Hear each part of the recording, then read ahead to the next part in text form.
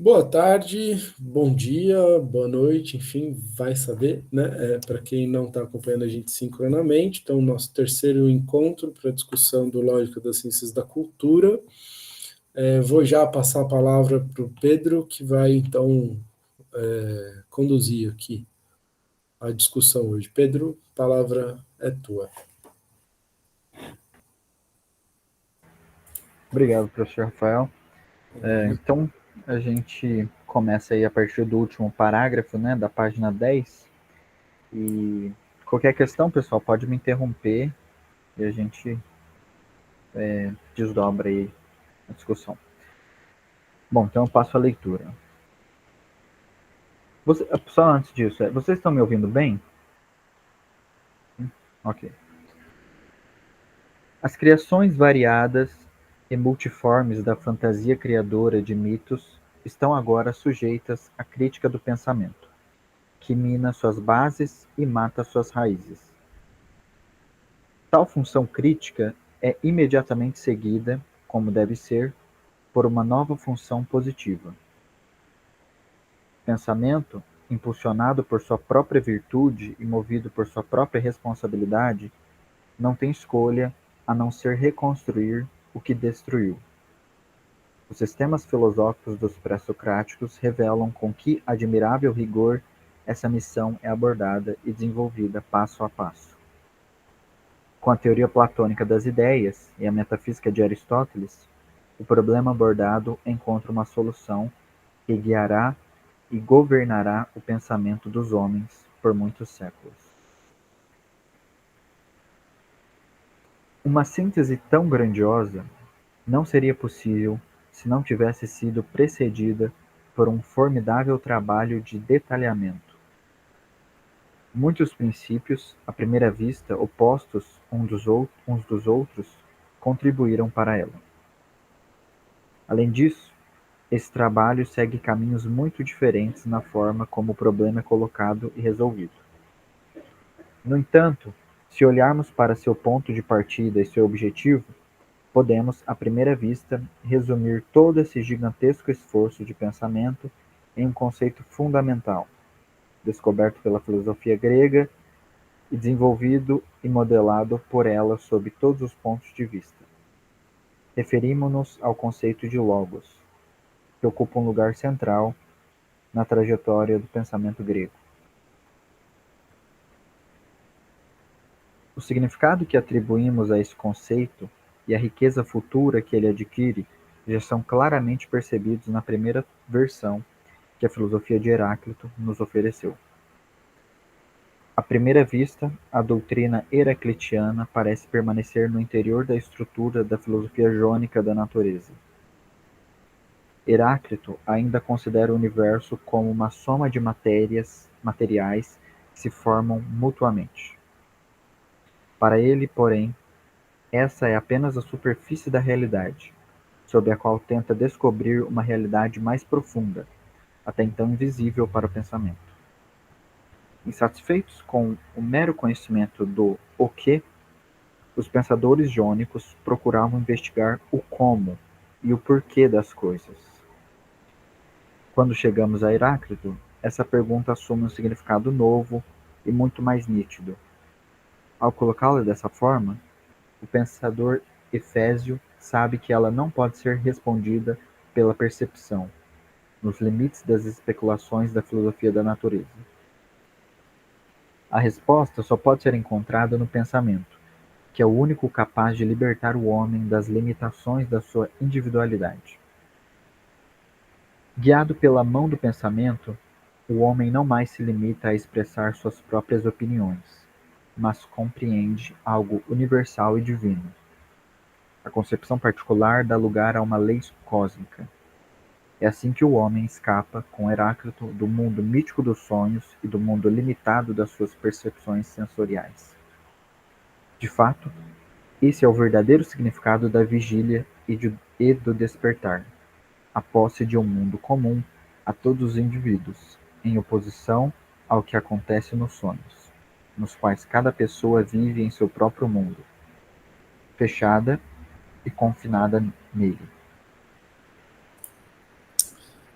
Aí, vamos dar uma pausinha aqui, porque até aí foi Heráclito, né? A ideia do logos aí, então vê só, né? Só para amarrar a discussão com o percurso anterior. Ele está voltando ao tema clássico na filosofia, né, da passagem do mito para o logos. Ele falou ainda antes um tanto do mito, ele coloca também a religião aqui como uma forma separada também, né?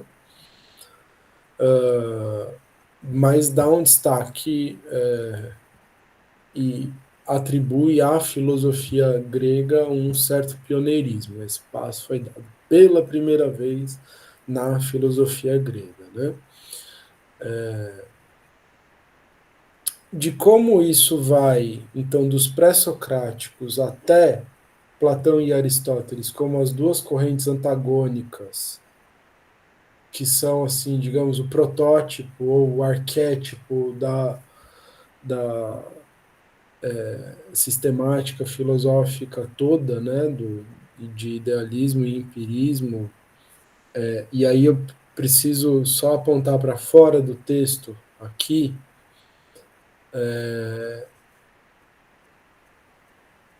para dizer que essa assim, é uma estratégia que o Cassirer usa, né, ele lança a mão dessa exposição algumas vezes, colocando no horizonte o Kant, né, que ele fala dessa oposição, Platão e Aristóteles, para lá na frente dizer que o Kant é que resolve tudo isso, tá, o Kant é que tal. E aí tem também essa menção aqui ao Heráclito, que é um pensador muito caro para o Cassirer, ele menciona o Heráclito, remete a ele em lugares importantes, né? Nisso tem também uma coisa legal de dizer, enfim, né? É interessante, que é também uma referência significativa que o Cassirer partilha com o Heidegger, né? Para o Heidegger também o Heráclito é um pensador de grande inspiração, né? No caso do Cassirer, isso tem a ver com algumas coisas, tem a ver, por exemplo, com o fato de que nessa disputa dele por lógica, por falar em lógica, ele tem aí um pressuposto que é o de que a lógica eleática é só uma lógica, entre outras possíveis. Então, o conceito de lógica do Cassirer não é, ou ele nem supõe, né, uma universalidade e univocidade do que se entende por lógica. E aí ele está muito mais perto da lógica ou da abordagem de lógica dos estoicos. Tá? Isso tudo não está no texto aqui, coisa que a gente sabe de outro lugar, mas se reflete aqui no texto. A lógica dos estoicos, assim, só para dizer esquematicamente também, a lógica dos estoicos, diferente da lógica aristotélica, não é uma lógica predicativa, né, é uma lógica proposicional. Ela lida mais com conteúdos, né, e aqui, para o caso, já que também temporalmente aqui a gente ainda não tem os estoicos, a gente está aqui nos pré-socráticos, né, ele menciona o Heráclito. O Heráclito aí é o pensador de processos, né? Ao passo que o Parmênides, como a contraparte, seria o pensador do ser e de uma concepção mais estática do ser, né? Por uma série de razões aí que a gente pode recobrar desde a influência dos neocantianos, mas que está muito presente no Cassirer mais maduro também, de outra forma, é essa preocupação com processos. Né?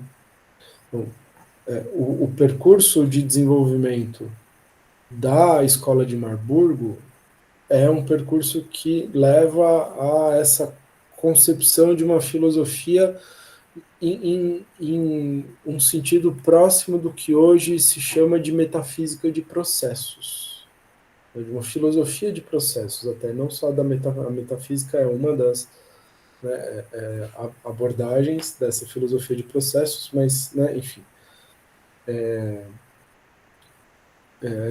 tem aproximações que fazem hoje em dia com isso que são interessantes, enfim, né? Então,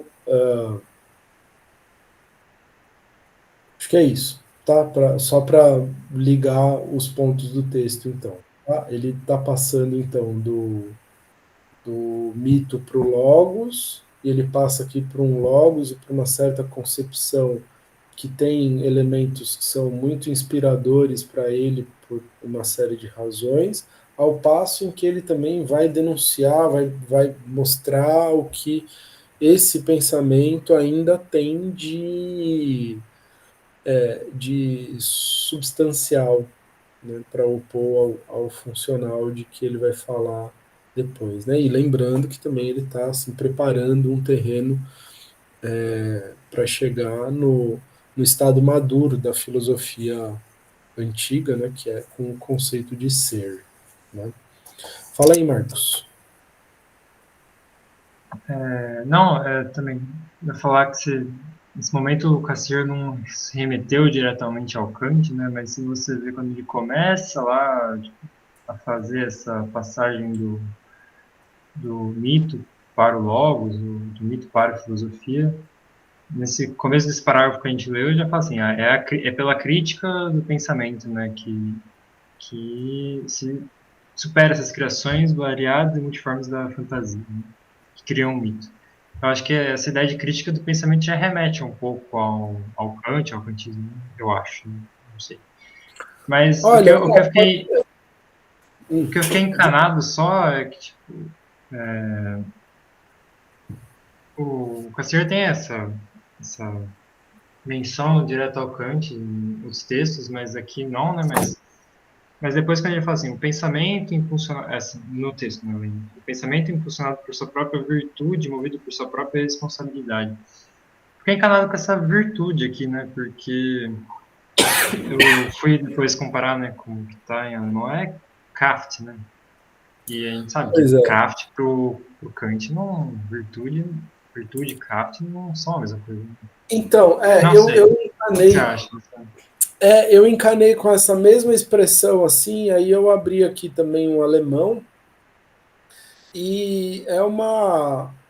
Assim, a expressão Kraft, né, nesse tipo de construção em alemão, é por força de, em virtude de, por conta de. É essa a construção, tá?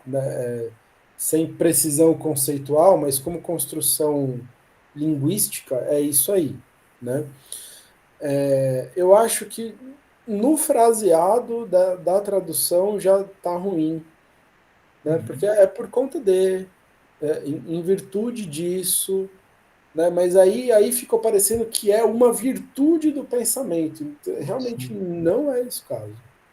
Nem está remetendo a uma crítica da razão no Kant, né? Não, não, Hum. não. Aí é só uma construção linguística e que eu acho que foi um pouco assim uma infelicidade pontual da tradução, né? Que aí o critério é esse, tá, a gente consegue entender o que ele quis dizer, o tradutor quis dizer? Sim, conseguimos, tal, mas com boa vontade, porque a gente tem que parar, olhar, voltar, né? Cadê? Onde é que está essa parte do Ali no virtude? finalzinho da 10. O pensamento impulsionado por sua própria virtude. Né? Não é uma virtude, não é Stugen aí, não. É o Kraft, que na verdade é força, né? E nessa expressão, nem de longe, tá? Quer dizer, assim, é o pensamento impulsionado por ele mesmo, pelo que ele mesmo faz, assim, em virtude do próprio pensamento, Não é tipo da sua própria faculdade, talvez? Aí seria a raiz kantiana. Não, Que mas é. aí, então, não, mas é menos, Marcos, porque não é importante, se ele não está nem querendo remeter a uma faculdade, a uma virtude no sentido moral, nada disso, né? É Uhum. uma construção linguística. Acabou desvirtuando, né? Desvirtuou o assunto aí. É, é só uma Acaba- construção linguística. Se eu levar isso muito a sério, você não leva o filme. É Aham. isso. Quer ver? Cadê? Assim, no texto alemão também a gente tem um parágrafo gigantesco, né? Que está quebrado na tradução, né? Cadê aqui? Que eu já tinha passado lá para frente. Cadê? Tadadá.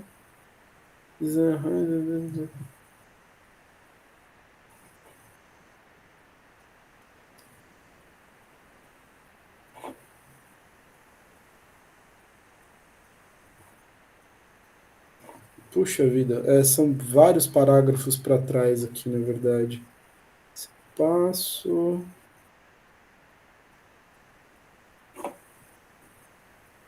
Você tá com o alemão aberto aí, Marcos? Aqui, ó. Eu tô. Tá aqui, ó. Das Denken muss aus eigener Kraft und eigener Verantwortung wieder aufbauen, was es zerstört hat. Né? O pensamento tem que restaurar, ou que construir de novo o que ele quebrou. E ele tem que construir de novo a partir da sua própria força e da sua própria responsabilidade. Tá? É só isso aí. Não tem nem assim, nem está remetendo a uma faculdade, está só dizendo que é o pensamento que é ele mesmo que vai fazer. Que aquilo que ele destruiu, ele mesmo vai reconstruir. Né? O que foi destruído, tudo isso que se perdeu da destruição do mito. Não é a destruição do mito, vai, o destronamento do mito. Tá? Tem uma quebra aí. Tá? Quem que vai reconstruir é o próprio pensamento, por sua própria força. Tá? Por nada mais, né? Por nada que lhe é externo, certo? Não sei se vocês concordam, discordam, se é isso de que você quer falar, Ítalo, ou é outra coisa, fica à vontade aí, Ítalo, pode pegar a palavra. Não, é só um comentário rapidozinho. É sobre isso também, que o Marcos falou do Kant, aí eu só quis contribuir. Sobre a passagem, eu estava acompanhando aqui, mais ou menos, concordo com o professor Rafael, mas eu achei interessante quando você citou a noção de lógica e tudo mais, que aparece logo, como contraposto anteriormente, e aí só uma sugestão, tipo, que me veio, eu estava pesquisando esse dia, por exemplo, o parágrafo D128 da primeira crítica. Lá o Kant está distinguindo muito bem as funções lógicas do juízo e o conceito de substância, a categoria da substância, é o que justamente traz a possibilidade de um corpo com substância ser determinado e não cair num indeterminado, que vai ao infinito. Então, é uma condição de possibilidade de poder dizer algo com relação a um conhecimento, nesse sentido. Aí, que você tinha comentado a noção de substância e associando ao Kant, eu concordo com o professor. Nessa passagem aqui, eu também não vi que está diretamente referindo ao Kant. Mas, nesse caso que você falou, com relação ao conceito de substância e de logos, ou seja, mais propriamente não é a faculdade aqui, é a função lógica do juízo, que aí sim o Kant insere na primeira crítica o conceito de substância, ou melhor, a categoria de substância. Aí dá a possibilidade de um conceito determinado. Enfim, só um comentário. Massa, valeu, Ítalo. Também aí, só lembrando, né, que aí no esquema de, de reestruturação, vai, do neocantismo do Kant pelo neocantismo, a centralidade da categoria de substância também vai por terra, né, e no lugar vem a da relação. Né? justamente pelo processo de funcionalização, né? Enfim, né, das várias mudancinhas que vão acontecendo, né, no corpo kantiano, né, no corpo teórico kantiano para o neokantiano. Joia. Certo, gente? Mais comentários? Ó, o Caio colocou tirar aqui, uma ó, dúvida. Não, pode ler. não, ó, o Caio colocou aqui, né? Ó, o César também incluiu os verbos impulsionar e mover, meio do nada. Meio do nada, não precisava, né? O pensamento impulsionado por sua própria virtude e movido por sua própria responsabilidade. Não, né? Pensamento a partir de sua própria força e de sua própria responsabilidade.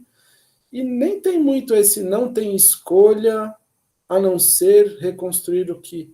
Né? Nem é isso. Assim, não tem escolha, tem que, precisa. O pensamento precisa, por sua própria força e por sua própria responsabilidade, construir de novo o que ele destruiu. Era mais simples assim, né? Muito A menos. frase é bem mais simples do que parece que ela é, né? Inclusive, ela é bem mais curta no alemão. É só um Pois é, deve, não tem escolha. pois é, né? Ele enfiou vários termos aí que poderia dar um monte de problema pra gente, né? Certo? Mas fala aí, Pedro. Não, eu ia perguntar, você estava falando sobre essa questão de metafísica ou filosofia de processos, e aqui na página 11, assim, as últimas estrofes, ele vai falar que, né, insatisfeitos com o mero conhecimento do o que, os pensadores jônicos procuraram investigar o como e o porquê das coisas. Quando chegamos a Heráclito, essa pergunta assume um significado novo e muito mais nítido. Minha pergunta essa questão dos processos, né, tá ligado ao Heráclito, como você já apontou, e por que é que haveria uma diferença dessa questão da insatisfação com o mero conhecimento do que e, portanto, inaugurando essa investigação do como e do porquê. Aqui, quando eu penso no porquê, parece que essa questão estaria mais ligada a Aristóteles, ali quanto ao telos, né, a finalidade. Eu posso estar sendo muito simplificando demais a coisa, né? Mas o como parece que tem relação com a questão do processo, né? Enfim, e daí o logos viria como esse princípio organizador, né? Enfim, queria que você comentasse mais ou menos nesse sentido dessas duas expressões, como e porquê. Não sei como isso está no original, né? Tá, vamos aproveitar para consultar bem o original aí também. Mas, bom, acho que a gente não precisa excluir que isso pode se remeter ao Aristóteles também, ou que isso ganha assim, uma estabilidade metodológica lá no Aristóteles. Né? Acho que o que está aí. Bom, quer dizer, mesmo esse como e porquê dos pensadores jônicos, né, ainda vai ser entendido como um preâmbulo para que se chegue no conceito maduro de ser, que aí é inaugurado com o Platão. Né? É a maturidade, a consciência de si, do ser como problema. Né? Inaugura-se com a maturidade da filosofia idealista. Né? O que acontece na passagem do logos, ou do mito para o logos, e que eu acho que ele está descrevendo assim bem, assim, colocando as tintas aos poucos, né, fazendo os contornos aos poucos, é que a gente não tem uma ruptura radical e integral de uma coisa para outra. Né? A gente tem mudanças internas de significados pontuais em conceitos centrais, importantes, que vão aos poucos constituindo uma nova visão, uma nova abordagem, enfim, o novo logos. Né?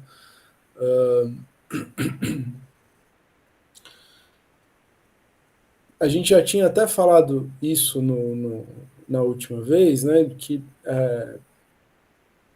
no que ele apresenta lá na dialética da consciência mítica, né, não tem exatamente uma passagem radical do mito para a religião, a gente tem uma permanência dos temas e uma mudança na abordagem, né? O que acontece, por exemplo, de mudança estrutural na explicação mítica para a explicação pelo logos, para não chamar de lógica e parecer outra coisa ainda, né? Que ainda não é também propriamente uma explicação lógica, né? Você tem uma mudança, por exemplo, no conceito de começo, né? A origem como começo para a origem como princípio. Aí é que é a descoberta da arqué, né? Que é a problemática dos pré-socráticos, né? Então, você não tem mais uma descrição de o que aconteceu que explica as coisas como elas são. Sabe por quê que a humanidade é assim? Ah, porque uma vez o Epimeteu e o Prometeu, e mais não sei o que e tal, e isso explica o quê? Você não tem mais uma tentativa de explicação que é meio que cronológica, de eventos que foram acontecendo, todos eles, em princípio, contingentes, apesar de determinantes contingentes, que explicam o estado atual das coisas. Né? Você passa a buscar nos fenômenos uma outra coisa. E aí que isso se desdobra em outras perguntas, sejam elas procedimentais, né? Mas como que acontece? Como que acontecem esses fenômenos? Como que a gente entende a relação de passagem de um lado para o outro? E aí a gente pode pensar também no porquê teleológico, como você falou, mas não entendendo só causa final, ou entendendo causa final num sentido epistemológico, mas moral, de filosofia prática, porque aí essa é a passagem também para o Sócrates. Né? Acho que é uma interpretação aí possível. Né? Então aí você tem também a entrada em cena de uma explicação teleológica, de uma explicação que tem a ver com uma disposição moral humana para a ação. Né? E aí isso já é também, enfim, uma outra etapa, um outro momento da filosofia também. Né? Aí a gente já estaria também, né, já na filosofia grega madura, né? Não mais na pré-socrática. Se a gente entende justamente, né, pré-socráticos e socráticos não como momentos cronologicamente distinguidos, mas como âmbitos de questão distintos. Né? Os pré-socráticos estão preocupados com a arqué.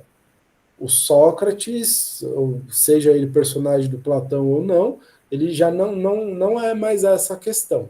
A questão já é a moral, já é o conhecimento de si, a introspecção, já é outra coisa. Né? E aí a gente tem o desdobramento, então, para essas questões mais complexas.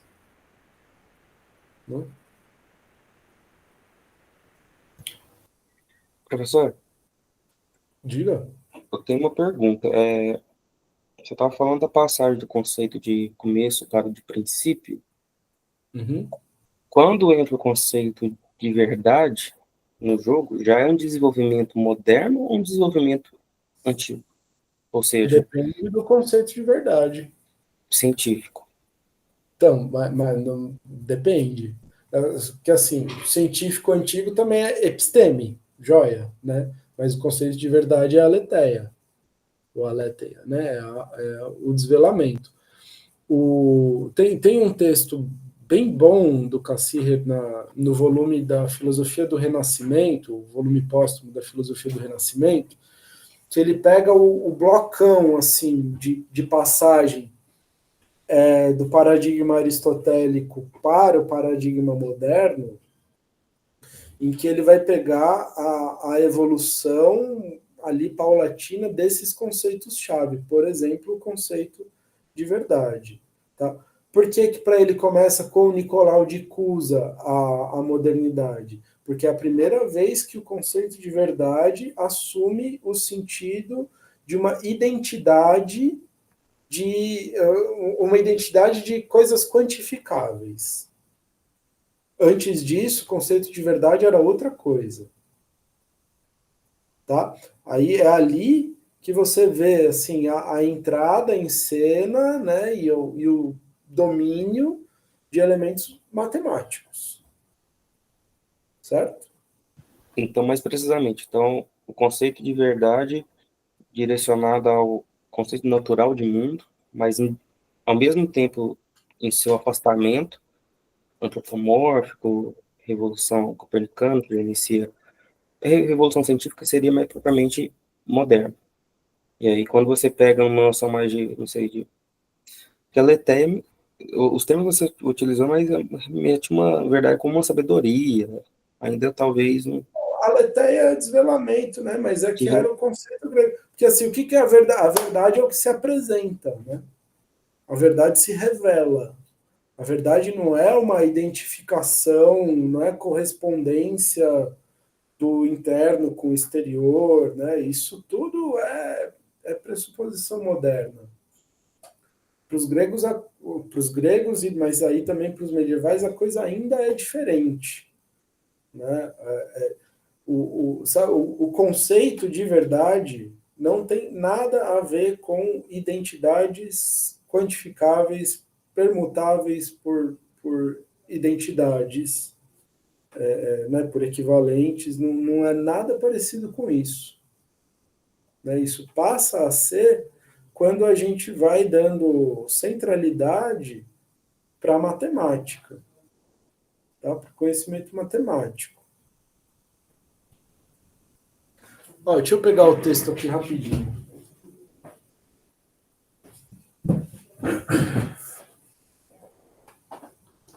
Deixa eu ver aqui que texto que aí eu já te indico. Os volumes póstumos todos do Cassir foram parar na internet, né? Então agora dá para pegar tudo lá.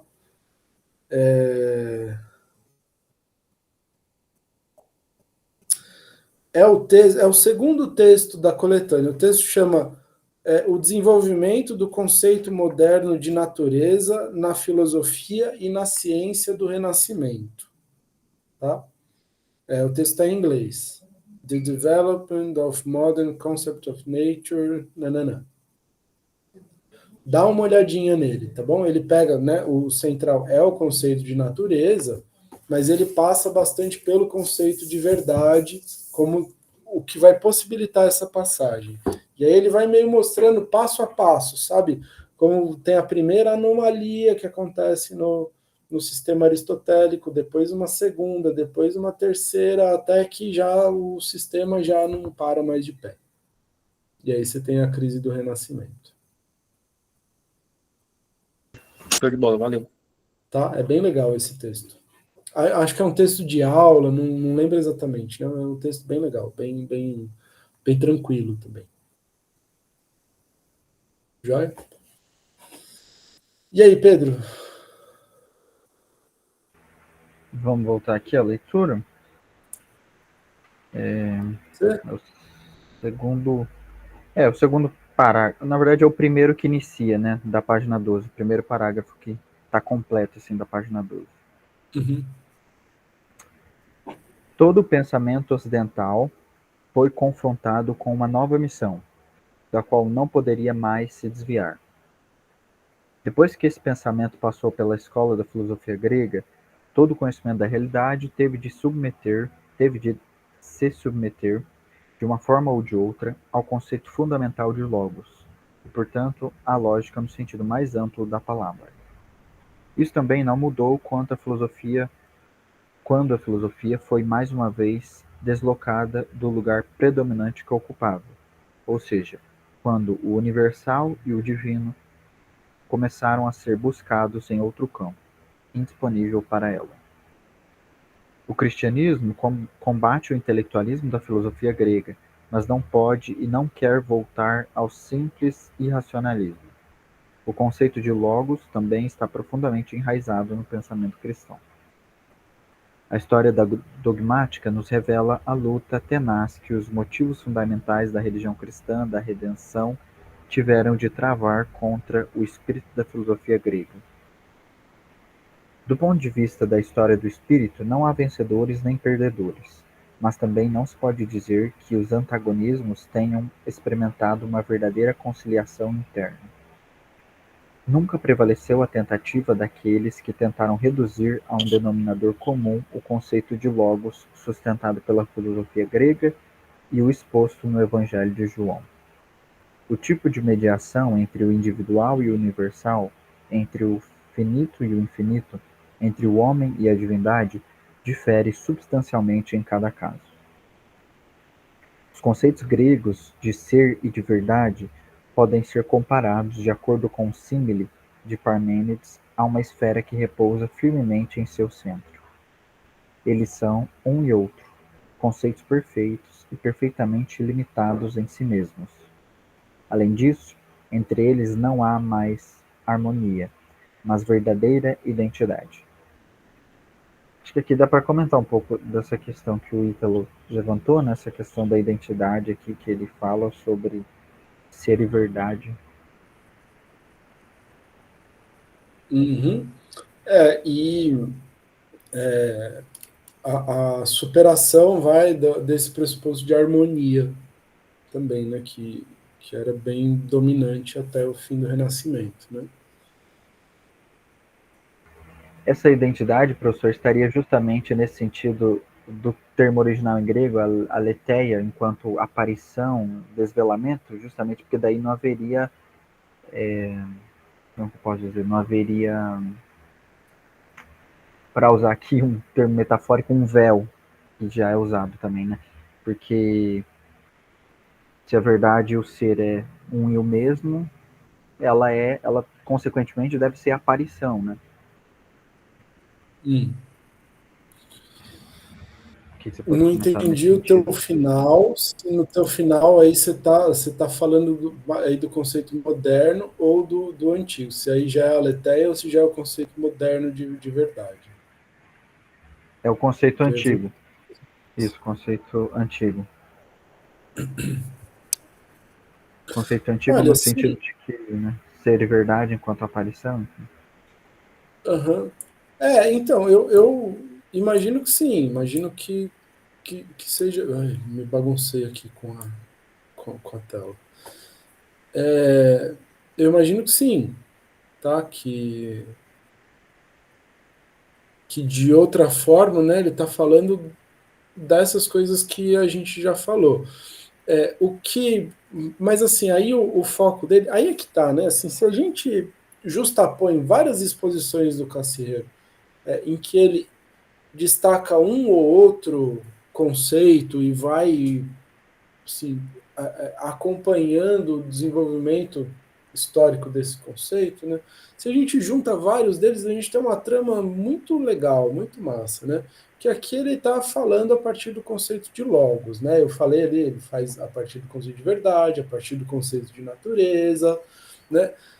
Porque aí é interessante ver aqui como ele está mostrando que o conceito de logos ele também vai passando por depurações, né? Ele também é bem substancialista de início, aí é o vocabulário do Cassirer, embora ele não use isso explicitamente aqui, né? Mas até que o conceito se firme como tal e na sua pura funcionalidade, que aí é o que mais importa para ele, né? Ele atribui essa funcionalidade também, não raramente, a muitos outros autores, né? Então, sim, e vale a pena também dizer, né? Em outros lugares em que ele menciona o Heráclito, aí se eu não me engano, essa passagem é do Ensaio sobre o Homem, ele caracteriza o Heráclito como um pensamento semimítico, né? Não, perdão, não é o Heráclito, aí é o Pitágoras. Ele vai falar dos dos números do Pitágoras como semimíticos. Tá? Então, olha que interessante, né? Então, Pitágoras já é um matemático, já é um paradigma, quer dizer, já é lá, né, a função que vai ser paradigmática na modernidade, sem dúvida identificado com logos e tudo mais, e ele categoriza como semimítico, tá? Compreensão de número do Pitágoras é semimítica, né?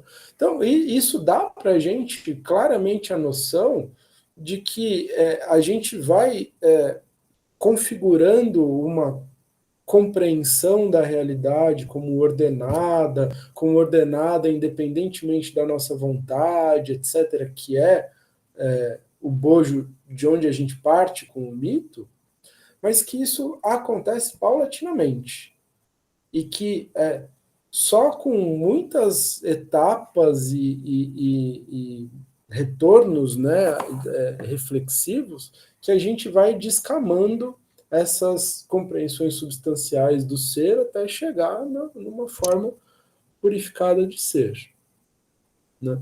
Aí, assim, ele fala muito rapidamente aqui, a história da dogmática cristã, acho que na tradução está só dogmática, né? Mostra-se essa luta tenaz, né? Ele colocou aí, beharrlich, né? Tenaz. Enfim, né? Então, ele sintetiza, ou ele dá só o resultado, mas de uma coisa que também representa ali uma elaboração conceitual, uma elaboração de pensamento que leva tempo, leva séculos. Tá? E aí isso tudo vai repousar na modernidade, né? Aí a gente sabe também, vai repousar no conceito moderno, né? Ítalo, você tinha levantado a mão e baixou? Falando demais. Eu ia comentar de uma infelicidade dessa tradução. Eu acho que em português aí ele vai falar quando está comparando aí o individual, o universal, finito, infinito, o homem e Deus, ele usa substancialmente, né? Eu não estou com a edição portuguesa na mão, mas eu acompanho a leitura, não é Falou substancial. substancial? Cadê? Não, nesse caso ele tá colocando, sim, tem o caso do mito substancial, sim, e aí todo o processo argumentativo vai do substancial ao funcional, mas só que, né, a palavra mesmo não é substancial, porque no inglês está man and God is keep different in which case, aí é completamente diferente, né? Eu acho que Cadê aqui? É a estrofe anterior ao primeiro parágrafo, professor, na página 13. Ah, na 13, tá. Isso, aham. no alemão é na página, no inglês 5, no alemão 300 e... Difere substancialmente em cada caso, né? Nossa, não, isso aí é para matar um cassirreriano, Pois né? é. A palavra substância para a gente, sei lá, uma palavra complicada, sei lá, como a palavra intuição para o Kant, né? Você não sai jogando assim, né? Né? É uma escolha ruim, assim, né? Curioso que tem esse tipo de escolha também na tradução para o português da filosofia das formas simbólicas, né? A gente encontra vários ali, substância. Nossa, não, se for substância aqui, lascou tudo, tá? Não entendi nada do Cassirer, então, né? E realmente não é o caso, né? Vamos substituir essa palavra aí, vamos vetar essa palavra aí e botar outra. Falar pro tradutor mudar na segunda edição bancada. Tô zoando, né? Mas bem notado.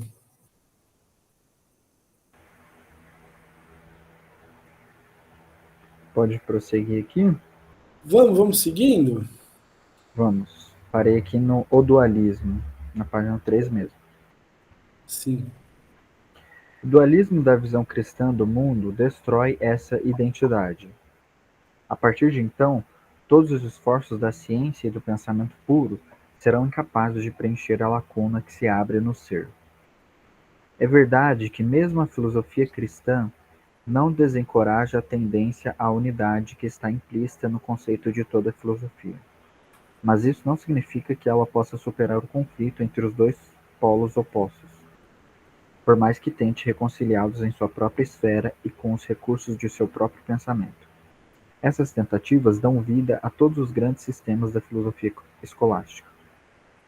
Nenhum deles ousa questionar o conflito existente entre a razão e a revelação, entre a ciência e a fé, entre o regnum naturae e o regnum gratiae. A razão, a filosofia, não pode construir com suas próprias forças nenhuma imagem do universo. As luzes de que é capaz não lhes vêm de si mesmas, mas de um brilho diferente e mais elevado. No entanto, ela pode atingir a meta que lhe foi designada, desde que fixe seu olhar nessa fonte de luz, com a condição de que se permita ser guiada e governada pela fé, em vez de se opor a ela com uma força independente e substantiva. E a força primordial da fé, da qual o homem só pode beneficiar-se por um ato direto da graça, por meio da illuminatio divina, define para o homem, ao mesmo tempo, o conteúdo e o escopo do conhecimento.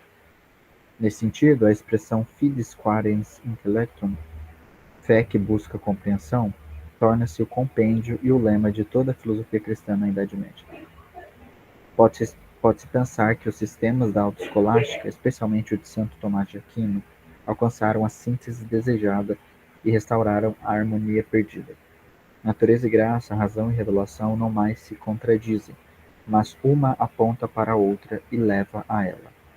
Parece que o cosmos da cultura forma novamente uma unidade harmoniosa em torno de um firme centro religioso. No entanto, esse para quê? Não, peraí, vamos ficar aqui. Ou não, ou vamos mais um aqui, é porque aí ele vai começar a falar das ciências matemáticas e tal. Mas só para pontuar aqui. Olha que interessante, né? Que ele fala tudo isso da filosofia medieval, né? Que é do que se trata aqui, ele não usa o termo, mas é a filosofia medieval. Ele fala dela toda como religião, só para pontuar, né? Para ele, isso aqui parece a forma simbólica da religião dominando muito claramente, né? Ela mobiliza o restante das formas simbólicas aí, não é? O tipo de contraponto que se percebe, né? A questão de fundo é colocada a partir de uma visão religiosa, né? É que é muito óbvio a gente falar isso para a filosofia medieval, né? Por um lado, mas é que aqui, né? Isso acho que tem uma função um pouco diferente, né? Nisso de refazer uma história do Logos, ou do processo de consolidação de uma ideia de Logos, a partir das várias clivagens que vão acontecendo ao longo da história, né?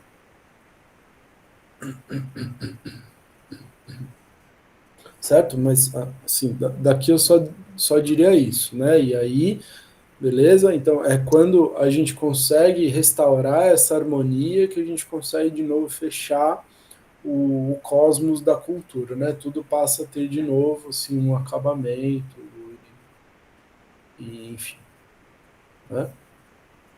Não sei se mais alguém diz alguma coisa. Se não, bora para frente.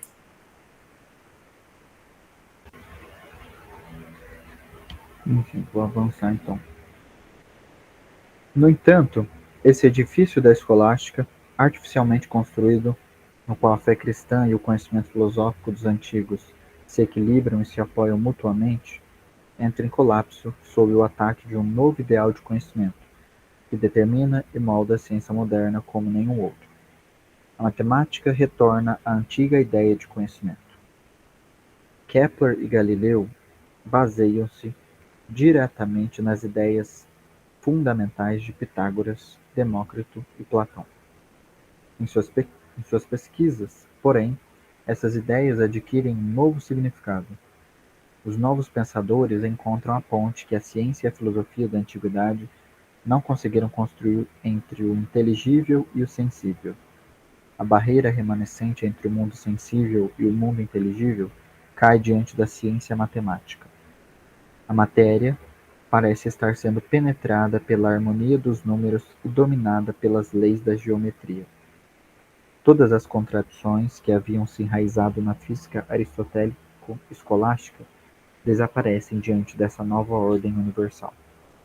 Não há mais nenhum conflito entre um mundo inferior e um superior, entre o mundo de cima e o mundo de baixo, na medida em que o conhecimento do universo é e só pode ser um. O próprio universo é um. A matemática universal também é só uma. Essa ideia fundamental da pesquisa moderna encontra seu título absoluto de legitimidade filosófica no conceito cartesiano de matesis universalis. O cosmos da matemática universal, o cosmos da ordem e da medida, agora envolve e esgota todo o conhecimento. Esse mundo carrega em si sua própria autonomia. Não precisa depender de nada, nem pode reconhecer qualquer outro ponto de apoio além daquele que encontra em si mesmo. Somente agora a razão, com ideias claras e distintas, abrange todo o ser e é capaz de controlar e dominar esse todo por seus próprios poderes. Não é necessário insistir. Não, aguenta aí também, só mais um pouquinho Tá. aí. Aguenta só mais um pouquinho. Então aí a gente chegou no paradigma moderno, né? Então, aí está bem claro o contraste de um parágrafo para o outro, está bem claro o contraste, né? Então, qual é o percurso aí? A gente parte do mito, paulatinamente a gente chega num logos, passando por fases ali semimíticas, enfim, com os pré-socráticos. Depois, com a religião ou com a escolástica, né? A gente tem essa situação que a gente aprende canonicamente por outras formas, né? Ou com outras nuances, mas que tem a questão de que a fé é superior à razão, mas também assim não se pode correr o risco de recair em irracionalismo. Então aí existe essa tensão que é resolvida ali quando se consegue reconciliar novamente razão e revelação, etc., como foi colocado ali. Né? E aí, então, vem o paradigma moderno, vem a matemática na parada, e aí a matemática dirime todas as coisas, dissolve tudo e se faz a mateses universais. Né? Claro que até ali, se a gente para ali, né, parece que o Cassier está sentindo que tudo isso aí, beleza, é isso aí mesmo, fechou e tal. E não vai ser isso, né? Também vai mostrar as limitações do Descartes, enfim, a gente vai ver isso já já. Só antes de continuar nisso, então, Caio e Ítalo, fiquem à vontade. Oi. Só para constar aí a questão de tradução, tem uns problemas nesse parágrafo meio fortes, assim, que ali no começo que ele fala 1, 2, 3, na quinta linha, ele fala: a matemática retorna a antiga ideia de conhecimento. Não é a matemática, é a ciência da natureza matemática. São palavras bem diferentes. E, enfim, e porque logo em seguida vai falar do Kepler, do Galileu, ou seja, ele está falando da física, né, moderna, do Nascimento. E de matemática também, ali embaixo, ali na barreira remanescente entre o mundo sensível e inteligível, cai diante da ciência natural. Não é ciência, não é conhecimento, a palavra. São, enfim, alinhadas, mas não é a palavra, né? Ou saber, né? Porque é Wissen, né? Vor mathematischen Wissen scheint jetzt die letzte trennende Schranke. Sim. De toda forma, não é ciência, né? Que é Wissenschaft. E por algum motivo, às vezes o César Benjamin deixa o a expressão no latim, por exemplo, no parágrafo anterior, mas aqui ele deixou em português, que é a barreira entre o cosmos, o que eu coloco aqui? É cosmos noetos e Noetos. cosmos oratos. Por algum motivo ele não deixou o grego que o Cassirer deixou. Aham, E tinha aham, mais é uma isso. coisa também. Ah, é o que o professor Alexandre tinha mencionado, já que um pouco mais para frente, quando você fala do mundo inferior, mundo dos sentidos, etc. É tudo com aspas, né? Ele fala, não há mais nenhum conflito entre o mundo inferior e um superior, entre o mundo de cima e o mundo de baixo. Tudo isso é com aspas. E tem alguns itálicos também que, enfim, não estão aqui. É só para apontar isso também, que eu acho que enfim, principalmente essas primeiras coisas que eu falei de tradução se caracteriza forte, assim, que tá falando aqui. Ou não deixa tão claro. É, bem notado. Valeu, Caio. Valeu. Muita coisa, né, a gente está pegando da tradução. Antecipando já também, professor, no no próximo parágrafo, aí sim vai aparecer decanda substância, em contraposição. Então, aí sim, quando utilizar. Só para. Mas é no próximo que começar. Tentando acompanhar aqui. Ah, no próximo tem substância? Ah, legal. Vamos Aí, prestar. aí sim, quando for. Né, só distinguir. Sim, porque vai falar do Descartes e tem as substâncias mesmo. Beleza. Era isso, Ítalo? Só? Você ia apontar para o próximo? Só? Aí, legal. Achei que você ia falar do último também. Maravilha. Vamos aí? Vamos lá.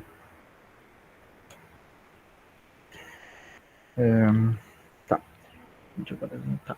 Não é necessário insistir no fato de que esse pensamento fundamental do racionalismo filosófico clássico, além de contribuir para fertilizar e ampliar a ciência, infunde nela um conteúdo inteiramente novo e estabelece um novo objetivo. A prova contínua pode ser encontrada na trajetória do sistema filosófico de Descartes para os de Malebranche e Spinoza, e do de Spinoza para o de Leibniz.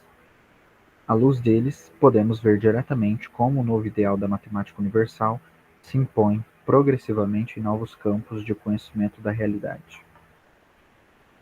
O sistema metafísico que finalmente emergiu das mãos de Descartes não se ajusta à sua concepção original de um método único e universal de conhecimento, na medida em que o pensamento, ao se desenvolver, acaba encontrando certas diferenças radicais do ser, que ele deve simplesmente aceitar e reconhecer como são.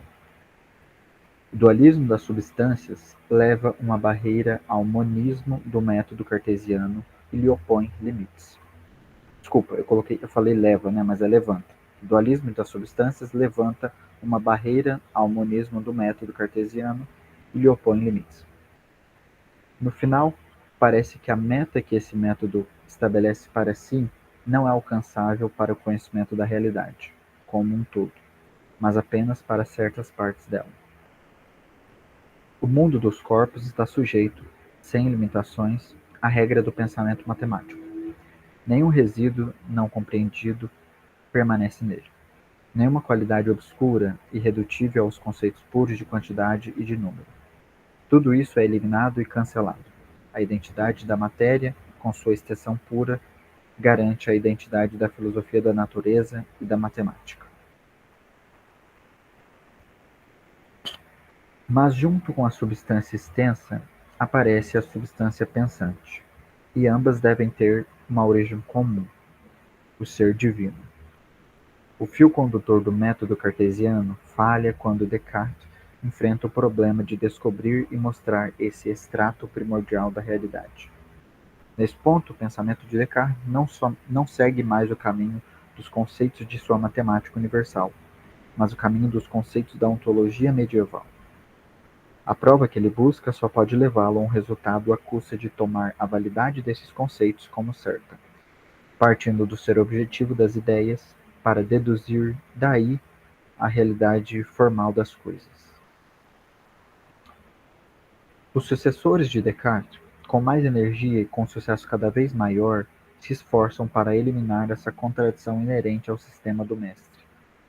Tentaram estender a substantia cogitans, substância pensante, e a substância divina da mesma forma e com a mesma força de convicção, o que Descartes havia estabelecido para a substância extensa. Spinoza vai por esse caminho ao equiparar Deus e natureza. Também por aí segue Leibniz, ao esboçar a sua característica universal. Ambos estão convencidos de que só dessa maneira é possível fornecer a prova completa da verdade do panlogismo e da verdade da natureza e do panmatematicismo. Os contornos da imagem moderna do universo agora se destacam claramente, em contraste com a imagem defendida pela filosofia antiga. O espírito e a realidade não apenas foram reconciliados, mas também são mutuamente condicionados um ao outro. Não há uma relação puramente externa de influência ou de correspondência entre eles. É algo mais do que adequatio intellectus et rei. Seria a verdade e a adequação entre o intelecto e as coisas, né? A partir de Tomás de Aquino. Recomendada como diretriz do conhecimento tanto pela teoria do conhecimento antiga quanto pela escolástica. Trata-se de uma harmonia pré-estabelecida, da identidade definitiva entre pensamento e ser, entre ideal e real. Pois é, legal. Aí a gente avançou para todo o racionalismo clássico, né? 17, comecinho do 18, né? Que é quando morre o Leibniz. E aí a gente tem um processo bom, primeiro, né, evolução interna do paradigma moderno, evolução interna, né, digamos, do racionalismo cartesiano até o Leibniz. Né, ele menciona isso aqui como uma tentativa de prosseguir, né, nas distinções feitas pelo Descartes, mas assim, o Descartes é um dualista, e tanto o Spinoza quanto o Leibniz vão ser monistas. Né? O dualismo cartesiano é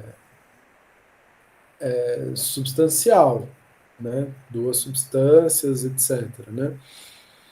O Spinoza não tanto, mas o Leibniz, né? Lembrando que o Leibniz vai ser assim, uma figura importantíssima depois para o neocantismo e foi desde o início uma referência muito importante para o Cassirer, né? O primeiro livro dele é sobre o Leibniz, justamente. A gente tem essa concepção de pensamento e de logos já nas vias de substancialização, de funcionalização. O Leibniz cria boa parte dessas coisas, né? Do Leibniz que se tem a inspiração e o modelo para a superação de pontos que são vistos como curtos no próprio Kant. Né? A gente discutiu isso em outros lugares, de outras formas, né? Mas naquela... por exemplo, na substituição nada trivial, né? Da concepção de lógica com paradigma linguístico, lógica aristotélica, da qual o Kant ainda se vale, né? Aristotélica, da qual o Kant ainda se vale, o avanço aí em direção à funcionalização passa por uma substituição dessa lógica de paradigma linguístico para uma lógica de paradigma matemático. Né? E a funcionalização está toda ligada aí. Então, o que tem nessa passagem? Né? Você sai de conceito de classe, de conceito de substância, de relação sujeito-objeto, e você vai para séries. vai para séries e aí é tudo diferente, né? Você nem tem classe, a classe assim como uma caixa que você bota vários conceitos juntos ou vários objetos juntos, né? Segundo o conceito tomado como nota característica, né? Abstração por nota característica. Já no Leibniz não tem isso, e é isso que vai ser usado pelos neocantianos para atualizar o programa kantiano, justamente. Né?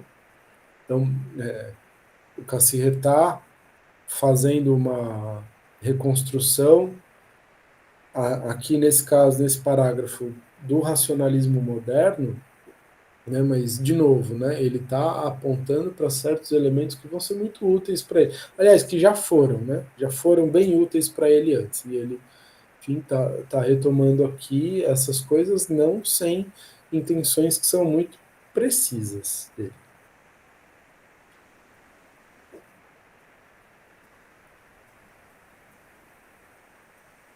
Né? E até aqui parece que o paradigma matemático é isso aí, joia, né? Não tem contestação, dá conta de tudo, dissolve todos os problemas. Fala-se aqui até, né, em panlogicismo e panmatematismo, né? Acho que os termos são bem propícios, né, para identificar assim a importância toda que a matemática adquire aí, né? Né? Mais alguma coisa assim que chamou a atenção de vocês?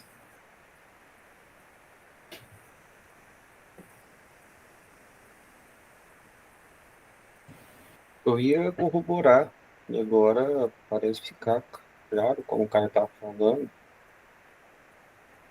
não mais o conceito de Wissenschaft, né, nem de Wissen.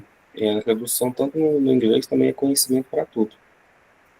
Conhecimento para Wissen e conhecimento para Erkenntnis. Aí agora, né, agora está aparecendo Erkenntnis, de fato, Erkennen, Wirklichkeit Erkenntnis, então, a cognição da realidade.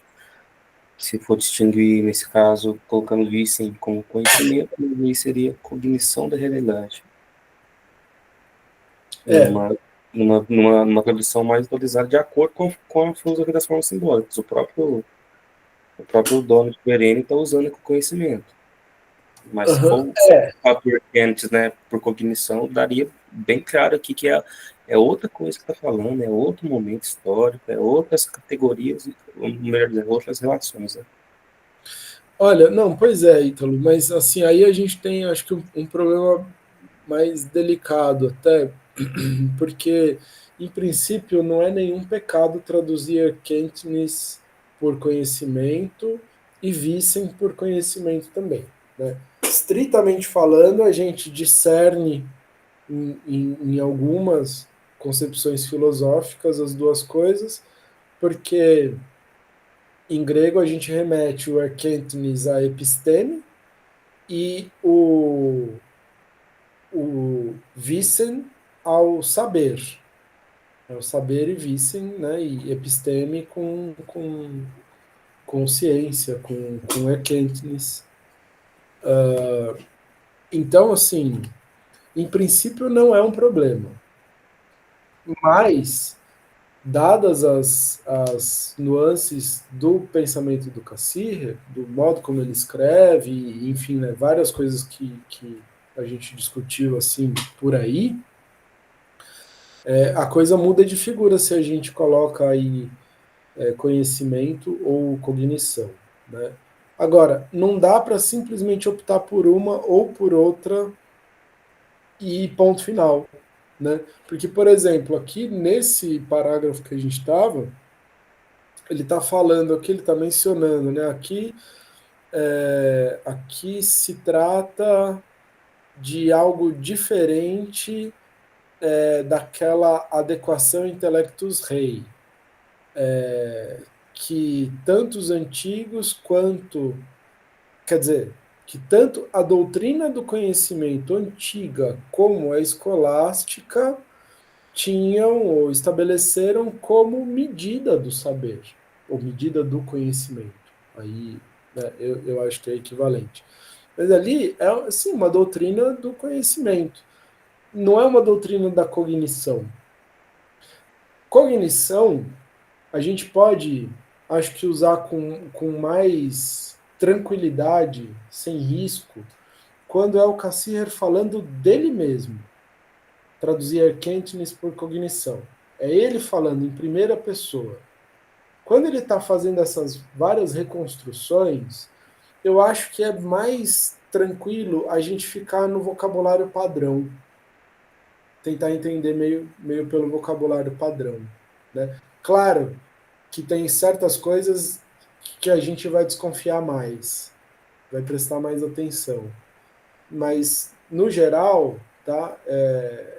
Eu acho que é mais seguro, é mais tranquilo quando a gente está nessas reconstruções assim, a gente pensar mais no vocabulário padrão mesmo. Né?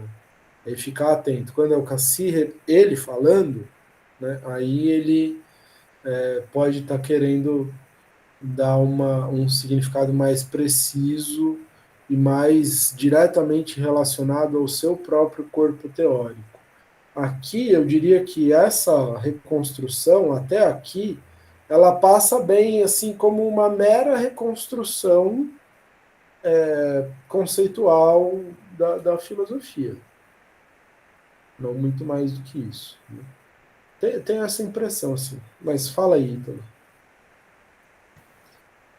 Eu concordo, né? Que aqui não mudaria dentro do contexto usar tanto um quanto o outro, né? Talvez, né? Vamos ficar ligados na próxima sessão. Ele vai utilizar esse termo, apesar de forma isolada, aí já utilizando, né, a teoria dele mesmo. Eu tô pensando, tipo assim, o que me fez considerar mais por cognição, tá? Mais tendendo essa opção da tradução do inglês é que, tipo assim, falar o conhecimento é orgânico e falar cognição é orgânica é muito mais intuitivo, né? Tipo assim, é óbvio que a cognição é orgânica. Mas pode ter quem questiona, o conhecimento pode ser só um saber abstrato, a, a, não sei, e ainda aí num sentido muito moderno da coisa, muito antigo da coisa, que lida com essa noção de conhecimento, como conhecimento das ideias, um mundo separado, coisa do tipo. Acerca que é mostrar que não, todo, no final das contas é tudo, não é dois mundos, não é uma metafísica de dois mundos, né? Então é cognição, no sentido de conhecer, cognoscer, né? Que seria a melhor opção mais entre os dois, né? Cognoscer, já que às vezes, quando está em alguns casos, o cognoscer não cabe tanto, né? Aí cognição vai para esse sentido. Mas eu concordo contigo, aqui ainda mais porque não está utilizando arquênopes muito separado, né? Tá com outras palavras, conhecimento da realidade. A cognição da realidade, aí tanto faz mesmo. Aí, no caso, aí está de um ponto de vista idealista, onde que não há uma cognição direta da realidade, né? Nesse sentido aqui, talvez o termo talvez não está sendo empregado tão metodicamente. Ainda mais porque eu estou pensando também num contexto da década de 20, né? Porque filosofia das formas simbólicas. Aqui, talvez, para o Cassio, pouco importa essa distinção tão rigorosa assim. Talvez do Pítico ser o mesmo, não tem muita diferença, né? O que eu ia conferir aqui no volume 4, se quando está falando dessa noção do Arquemes, que é associada a caráter orgânico, é dos textos mais da década de 21 a 28 ou dos textos de 1940. Isso daria muita diferença, mas eu não achei aqui ainda. Uhum. Olha, sim, é que não tem, ainda mais no Cassirer, que é muito impreciso em termos terminológicos, né? Ele tem muita imprecisão, a gente sabe, né? Assim, é uma coisa para ir refinando no olhar, na leitura mesmo, e eu acho que vai sempre estar sujeito a tropeços, viu, Ítalo? Sim, não se acanha, não que você seja uma pessoa acanhada, mas assim, não se acanha diante de uma questão dessas assim, acho que vai aparecer direto, né? O que eu posso dar de dica como leitor é um pouco isso, assim, das coisas em que o Cassier é mais organizadinho, assim, é nisso. Enquanto ele está fazendo uma exposição, uma reconstrução, ele é mais assim, afeito a usar o vocabulário disponível e o vocabulário de cada autor, e a gente sabe que também isso acarreta problemas. E quando ele está falando da obra dele, ele usa nuances que também, assim, a gente aqui tem que ir lá e tentar esclarecer. Ele muitas vezes não esclarece, não. Né? Acho que é um bom ponto de partida esse, né? De discernir quando é uma reconstrução, quando é ele falando. Né? E aí, mesmo assim, mesmo quando é o Cassirer falando, nem sempre Cantonese vai ser cognição. Depende. Tem momentos em que claramente ele está falando do conhecimento ali como conhecimento acabado.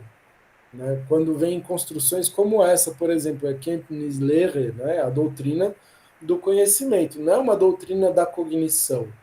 Porque aí uma doutrina da cognição vai falar sobre processos cognitivos.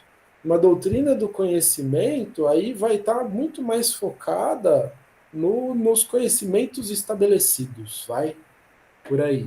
Né? Então, assim, é uma coisa a ver a cada momento. Sempre é a ver a cada momento. Não tem como, né, decidir a priori. Né? Acho que por aí. Né? Gente, ó, já são 15h37, a gente avançou aí 1h20 mais ou menos, e eu ia sugerir da gente ir parando aqui, porque daí para frente ele vai começar a fazer uma crítica a esse paradigma matemático, né? E vai entrar o Vico e tal, e vai entrar um lado B da história da filosofia moderna, que é muito interessante, né? Que pouca gente abordou assim, enfim, né? Aí a gente vai ter coisas mais específicas do Cassirer, né? Grotius, Vico, Herder, né? Aí fica legal assim acompanhar essa outra trilha que constitui a filosofia moderna, né? Tudo bem? A gente fazer um break aqui e continuar na próxima, sim? Pedro, muito obrigado, então, viu, aí, por se prontificar pela leitura, né, por colocar as questões, foi bem massa, acho que a gente caminhou um bocadinho hoje. Queria pedir voluntários para a próxima leitura, né? Enquanto isso, o Guilherme levantou a mão. Fala aí, Guilherme, e aí depois, né, a gente vê a questão de quem fala na próxima.